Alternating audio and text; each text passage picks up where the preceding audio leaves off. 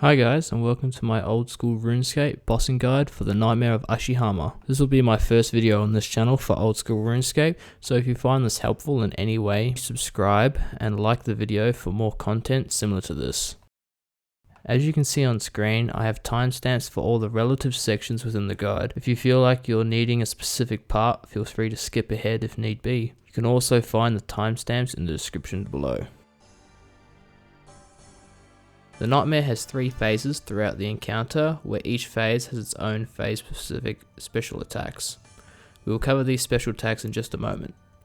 The Nightmare is also weakest to the Crush style of attack, so it's paramount that players boost their Crush style damage as much as they can. As for the drops, the Nightmare is very hit or miss. Be prepared to lose a lot of money when first starting out, as the common and non-unique drops are very underwhelming. On the bright side, her unique drops are very valuable and can still fetch a good profit even if you decide to kill this boss in a 5-man team. Technically, there is only one quest requirement needed to access and kill the Nightmare, and that's the Priest in Peril quest. This gives you access to Mauritania, however I highly recommend that you do Ghost Ahoy quest for even more convenience. I also highly recommend that you do a Taste of Hope for the Drakus Medallion, as this is the quickest way to get to the Nightmare. As for level requirements, there are really no combat level required to start this boss. However, because the boss can be fought in a team size of any amount, the recommended stats change a bit depending on your team size. For effective solos, I would highly recommend high 90s in attack, strength and defense, as well as at least 90 in magic and 80 in prayer. For 5-man teams, the requirements are slightly lower due to there being an extra 4 people that can deal damage. I would highly recommend 80s in attack and strength, 75 in defense, 80 in magic, and 70 in prayer with piety unlocked. Keep in mind that the Nightmare can be done with lower stats to a degree. The stats I've provided are just a baseline to start doing efficient kills. Also, if you decide to do the boss in a group size between 1 and 5, just adjust your stats according to the amount of players to retain efficient times. In this clip, I'll show you the 3 main ways of getting to the boss encounter. Starting from the least effective way, you can use the Frankenstein's teleport tab to run to Canifis to bank, use the teleport again and start running east to the boatman. I also highly suggest that you pay him 1 million GP in order to avoid bringing his 10k fee each time you wish to travel to sleep. Although if you don't want to pay the sum of 1 mil, the 10k will only take up 1 inventory slot, so it's not the end of the world. Another way available is to use your Ectofile to teleport to the Ectofunctus. You can choose to bank in Port Phasmatis and then run north to take the same route using the boatman. The final and most efficient way is to teleport to the Theatre of Blood using the Drakon's Medallion, bank, then run north to sleep. This method doesn't require you to pay any GP to the boatman either. I also take a sip of stamina potion at the bank before running, because you'll always run out of run energy before making it to the boss. You'll want to follow the path I'm taking. Go down the stairs and continue along the path. Once you're here, you'll see the Nightmare where you can click to join an instance. Note that if it's your first time here, you must talk to Shura in order to enter the Nightmare's instance. She is also who you talk to collect your gear from if you happen to die. Also, keep in mind that dying a second time without collecting the loot will result in it being permanently lost. Each team should have a designated tank in order to not cause confusion and reduce the chance of players taking random melee hits. The Nightmare will choose the player with the highest defense stats as the tank. If everyone has the same defensive bonuses, this can cause the Nightmare to randomly switch tanks mid-fight, and if you don't realize this, you can be taking a melee hit straight to the face. In order to counter this, your tank should take one item that has a high defense bonus to hold the aggro all fight. I personally like to take tank legs. For DPS, your role is simple. You stand opposite the tank behind the Nightmare to avoid all possible melee damage. Now let's get into the gear and inventory setups. We have a couple of options for if you're tanking or DPS. On screen, I have the tank's gear setup from budget to best in slot. Here's the setup I recommend for the DPS, also from the budget to best in slot.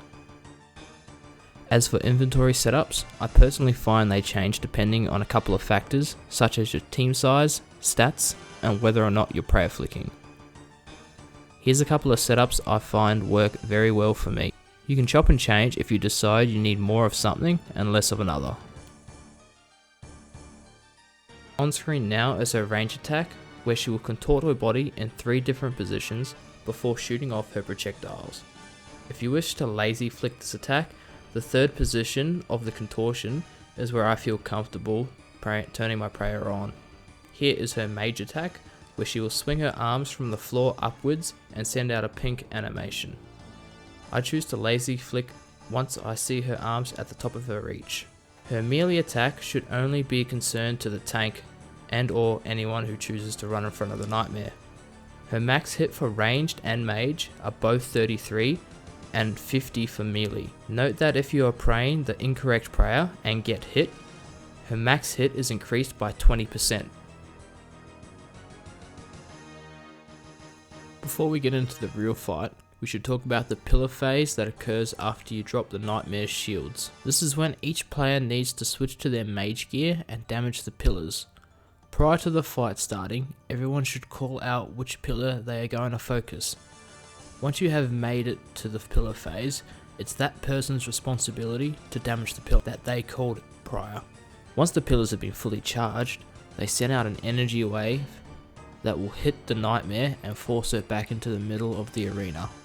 To avoid confusion, I like to mark the tile in front of the pillar that I have called. If you happen to be in a 5-man team, the person that does not have a pillar will be the float, where they will assist with any pillar they choose. Once the nightmare has teleported back into the middle of the area, she will spawn sleepwalkers on the pillar. In a 1 to 5-man team, she will only spawn a single sleepwalker for each person. If soloing, the sleepwalker will spawn on a random pillar. If any sleepwalker makes it into the nightmare before receiving a hit splat, then each person will take damage depending on how many reached her. If all sleepwalkers that spawn reaches her, you'll be instantly killed. If all are killed before reaching the nightmare, each player will only take 5 damage. Note that sleepwalkers will always be a 1 hit.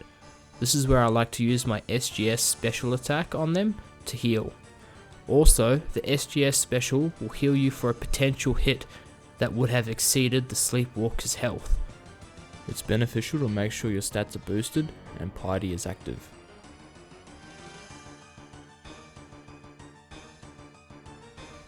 Phase 1 has 2 special attacks that are unique to only this phase. It also has a special attack that can be randomly used throughout the entire encounter with the nightmare. The unique specials to phase 1 are the husks, and the second one is the flowers, and the recurring special attack is called the black holes. First, let's talk about the black holes. This one is simple. When you see the black holes appearing on the floor, you need to move to a free tile. Failing to do so will result in a massive damage hit. For husks, the nightmare spawns 2 husks around random players in her arena. The targeted players will be frozen in place until the husks are killed. If you are the tank, you shouldn't move to help your teammates unless they are all aware and are prepared to pray melee at any time. The last phase 1 special is the flower special, where the nightmare will split the area into 4 quadrants. You should simply stand inside the quadrant with the pretty living flowers to avoid damage. If you step outside, you'll take rapid damage, and if you step into the dead flowers quadrant, you'll take very high rapid damage. Phase 2 specials include the prayer switching curse and the parasites. Phase 2 is the most annoying of all 3 phases and really determines your kill speed and efficiency. For the parasite special, the nightmare throws a parasite onto random players. After it has grown, it will burst out of the player and deal damage to them. Drink a dose of Sanfu serum or Relicim's balm to avoid taking big damage. If you fail to drink a dose of either potion, the parasite will deal upwards of 50 damage and spawn as a stronger parasite with more HP. Once out, they will start to heal the nightmare for large amounts, so quickly focus them down. The prayer switching curse, a pink glow fills the player's screen for a moment and the protection prayers are shuffled.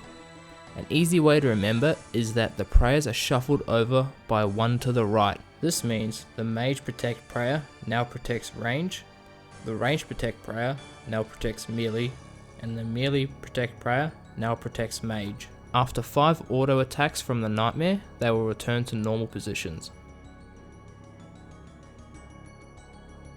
Phase 3 is considered the easiest phase of all. The last 2 special attacks are the mushrooms and the dash. For the mushroom special, mushrooms spawn around the area, standing within one tile of one will cause it to explode. This will also deactivate the player's run, and their attack speed is lowered by 1 tick for a short duration. This effect can also be spread to other players, similar to the Ohm's burn attack. The Nightmare's other special is the dash. The Nightmare can teleport to one of 4 edges of the room, then immediately surge across to the opposite side, dealing up to 60 damage to anyone caught in her path. This can be extremely deadly if, in the very rare case, you stand next to a mushroom right before they were supposed to disappear. In this case, your run energy will be off, and if you get unlucky with the spawn of the Nightmare, you can easily find yourself back at Lumbridge. Someone comfortable with the boss may opt to attempt to get hidden before the dash. On screen is an example of a successful hit, but if you're caught on the wrong tile, you will take damage, so be very careful when you choose to do this.